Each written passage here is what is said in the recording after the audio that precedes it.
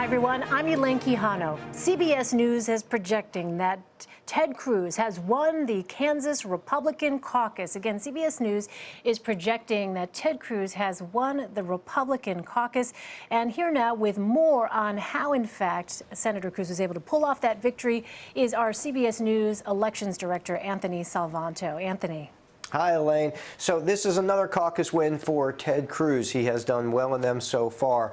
You know, in this one, this looks like a big win. Ted Cruz now with over 50% of the vote with 70% in. He's doubling up on his nearest competitor, and that's Donald Trump, and far, far ahead of Marco Rubio. The other thing when you look inside the results here, Elaine, is that Ted Cruz is doing so well everywhere in the state. When results first started coming in, we saw Western Kansas, very agricultural, very, big, wide swatch of Kansas where Ted Cruz was doing well. Those rural areas, okay, we might have expected that. But then we started to see vote come in from Kansas City, from Wichita, and Ted Cruz doing well there as well. So you start to see that, you piece it together, and you see that Ted Cruz is going to run up a pretty big margin here in Kansas, Elaine.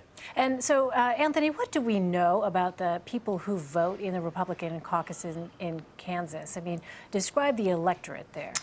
It's going to be more conservative and more passionate about going out to vote than you will see in a primary. Remember, a caucus requires a little bit more time. Now, Republicans do things in a very straightforward way in their caucuses. They walk in and they ballot. But still, there aren't necessarily as many polling places or caucus meeting rooms as there might be in a primary. You don't typically see as high a turnout in a state that holds a caucus as opposed to a primary. What does that mean? It means that the most dedicated people, usually the most ideological people, are more often going to turn out. That's an advantage for Ted Cruz because throughout these primaries, even though Donald Trump has been doing very well with conservatives, it's that very, very conservative segment of the electorate that consistently says that they're for Ted Cruz. And so I think what's happened here is he's taken advantage of a lot of that dynamic tonight, and that's been a big part of his victory, Elaine. Yeah, and there is the map. You see the 5 states that Ted Cruz has won. Donald Trump has won 10.